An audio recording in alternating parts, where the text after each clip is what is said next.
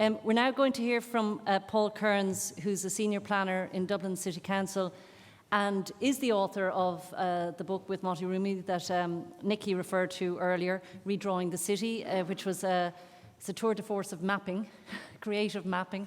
But Paul has also been working on the future of the South Georgian core, as you can see there. As a planner, I feel I need to apologise after the last presentation, but I'll move on. I'm going to talk about the South Georgian core. Early last year, the City Council initiated a study called The Future of the South Georgian Core. This was driven in part, principally, I guess, by the fact that there was an alarming or an observable alarming level of vacancy on Merrion Square and Fitzwilliam Square.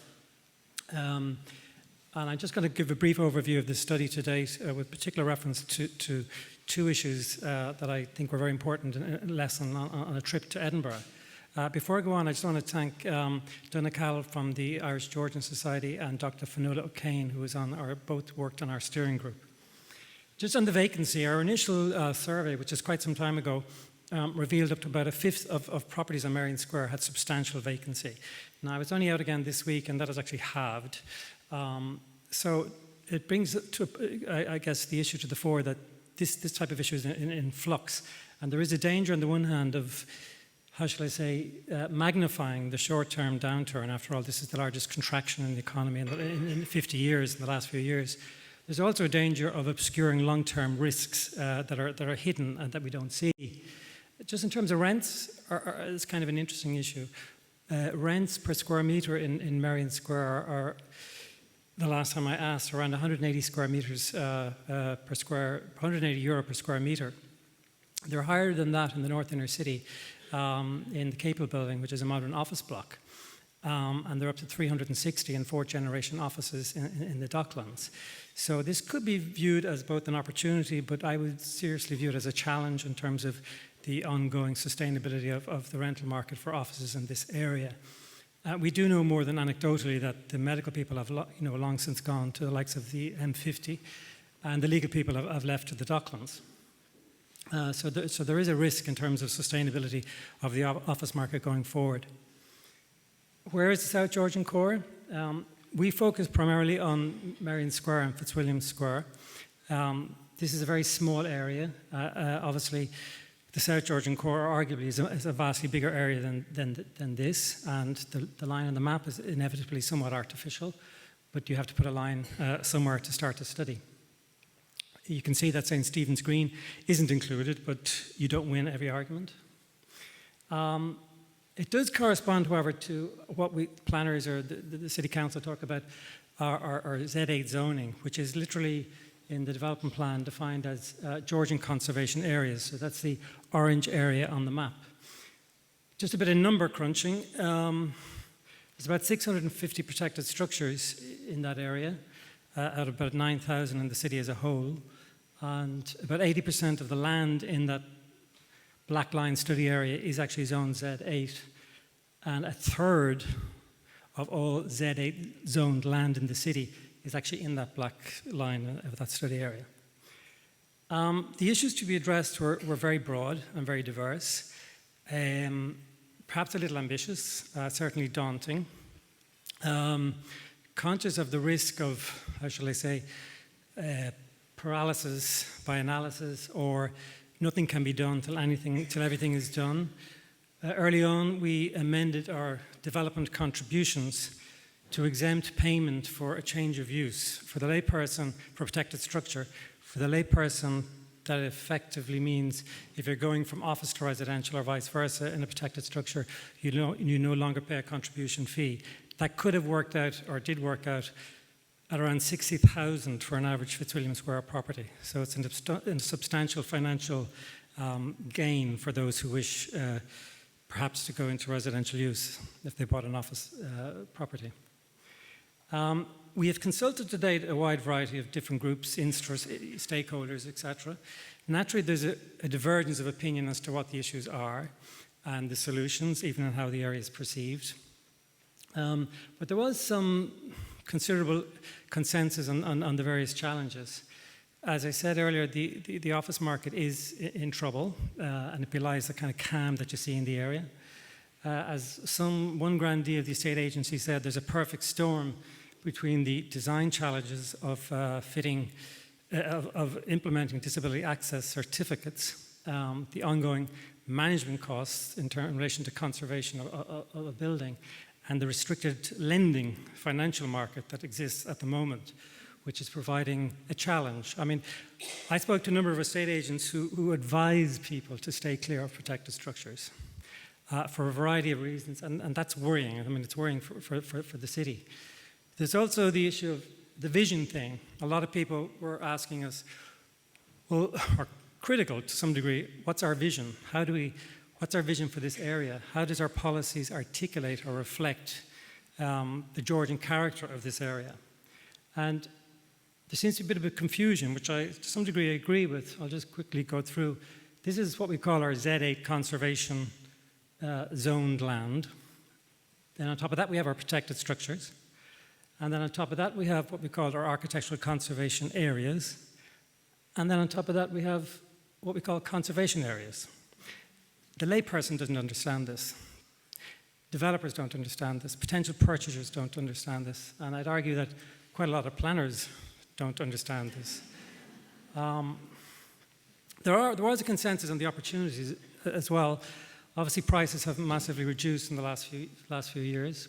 Properties that were valued at up to 4 million are now going for 1.5. Put simply, this makes the area more affordable, and it provides an opportunity of restoring a residential vision to the South Georgian core. There's also significant branding issues. Branding can often be misunderstood, maligned. I mean, it's really about adding economic, social, and cultural value to the city. The working group took a trip to Edinburgh, and I'm just going to talk about two issues that I thought were particularly important lessons or observations for me. We were warned before we went to Edinburgh. Edinburgh is a different city, it's a different history. The interiors are not as significant, there's different topologies, a different mentality. All of these things may be true, but they weren't the things that particularly interested me after my few days there.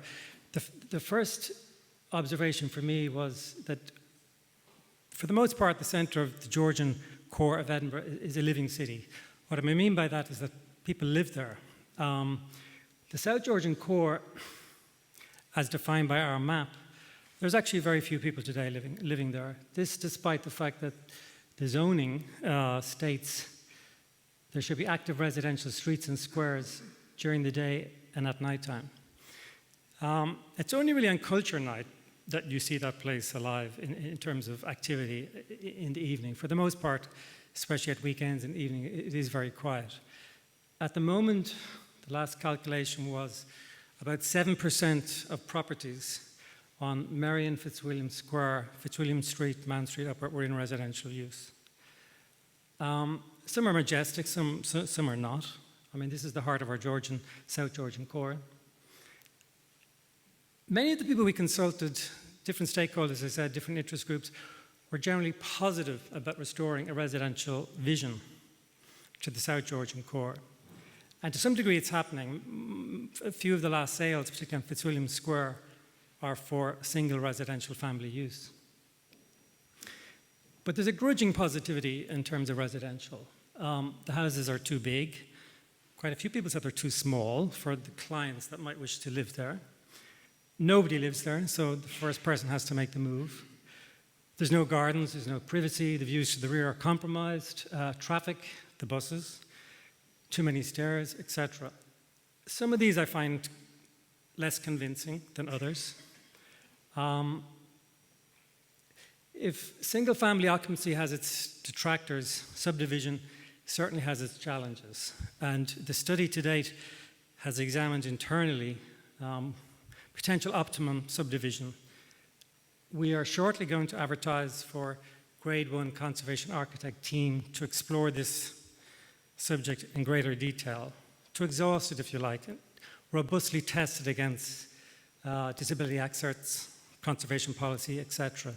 Effectively to try and see, is this doable, or to put it to bed once and for all. Not every property can be subdivided, but there's an extraordinary amount of what I call fear around the whole concept of subdivision. And you hear that awful word, and we heard it earlier, I have to say, transients a lot in Dublin. Transients are people who rent. It's normal in a city for people to rent. A third of all homes in Dublin City Council, excluding social housing, are rented. 40% of all homes in Ballsbridge are rented. People can earn a lot of money and be renting. There's a huge branding opportunity for the production or the delivery of quality subdivision in terms of foreign direct investment. It builds on the brand of Dublin as a Georgian city. The Google people, they want to live in a place like this, maybe not a full home, but they want to live in a subdivided, quality-driven apartment in a Georgian house. And to some degree I understand the fear, because there actually isn't an awful lot of product on the market in Dublin that looks like this in terms of subdivision. And we owe it to the city, to the economy of the city, and actually to the properties themselves to really test and see is this possible. Does it have to be residential? No. Any sustainable, appropriate use is to be welcomed. Vacancy is the enemy for the South Georgian core, or for any Georgian building. But the question is, what's the optimum use, not just for a single building, but what's the optimum use for these as a group of buildings? Do they have a responsibility, a role to the city in a bigger way? Dublin is effectively a suburban city. Most of our decision makers live in the suburbs. It is important to explore that wider issue about why we actually don't live in the city, in the center of our cities. And I think it's a very important issue to be discussed about the South Georgian core. Can we learn from the branding of New York's brownstones? As I said, branding can be a maligned word, a misunderstood word. It's really about adding value. And can Georgian properties in Dublin become the fashionable equivalent of living in a brownstone? I put St. Sebastian up there because, somewhat provocatively, there is an attitude in Dublin that owning or living in a Georgian building is a burden, understandably so. It's almost like an act of charity or a martyrdom. It's noble, it's esoteric. What I can't figure is, why is it not the height of status? Why don't the wealthy live in the center of our city in Georgian buildings? And I'm sure there are many reasons. As a city planner, maybe I can't articulate all of them. But why isn't it the wealthiest place to live, Georgian Dublin, in terms of especially the South Georgian core? Why does it not communicate status? Why is Ranelagh and Ballsbridge the fashionable, desirable default choice for the wealthy? And rather than asking in a time of economic crisis for more grants, more subsidies, more VAT relief, more public money, I think we should be asking an altogether different question. Why hasn't private wealth flooded into the South Georgian core? Private residential wealth. And what can we do to assist that? The second lesson I'm going to talk about from Edinburgh is the need for integrated thinking. And actually quite a lot of people talk today about avoiding the silo mentality. There's many ways of doing this organisationally. There's no one perfect way. But in Edinburgh, I was struck by the fact that there is 9 conservation officers, and each one of those individuals is responsible for decision-making on disability access certificates, conservation, and the ultimate planning decision for a protected structure. They meet every 2 weeks with a director of services. It effectively generates integrated decision-making, generates consensus, and they can provide best practice solutions. They don't have to get consultants to do it for them. They do it. And I think Dublin could actually, dare I say it, the City Council could actually learn a lot from that. Not unrelated, I think, is what I call the perfect policy syndrome. Perfect policy syndrome is, we're very good in Ireland and in Dublin at generating the policy, the perfect policy document. the hard-worked creation of our plan and our plan making, we're less good at evaluating the implementation of those policies. And I have to apologize to the OPW for using this image, but it's here. This is an interesting one. It's kind of mutation of perfect policy and asylum mentality. You obviously need to provide a disability or universal access car parking space here. But because of the different level in grade, you have a lip. So we have the construction of a little rockery. To the side, we have a further lip because of the difference in grade. So we then introduce cattle hoarding to prevent somebody tripping for health and safety. Then somebody else decides, well, it's not so pretty, so let's have flower pots. Now, this thing is growing and mutating as we speak, and it is in the courtyard of Dublin Castle. There are many examples that I'm sure the City Council are equally responsible for, and it's perhaps a little unfair to put the OPW up there. I just want to return to conclude about residential vision. To really believe, to be successful in implementing a residential vision, I think you have to believe it and understand it. It can't be another cliche about Georgian Dublin. And I put the Monopoly board up there in jest and half serious. Shrewsbury Road occupies the top of the food chain in the Dublin residential market. There are many wonderful homes on Shrewsbury Road, but there are also, relatively speaking, ordinary semi-detached suburban houses. And for our visitors, it's Mayfair and Park Avenue in London and New York that occupy the top of the Monopoly board food chain. There are a few semi-detached houses in Mayfair or Park Lane. And I just put it out to the city in the broadest sense of that meaning. When we value living in suburbia over the potential wonderment of living in something like this, we as a city have to ask ourselves quite seriously, do we really value the South Georgian core? And I finally conclude with, Dublin is it's a world-class city to visit. It's a world-class city to play, to work. But I think we, in the broadest sense of that word, need to think a little harder to make it actually a world-class city to live. Thank you.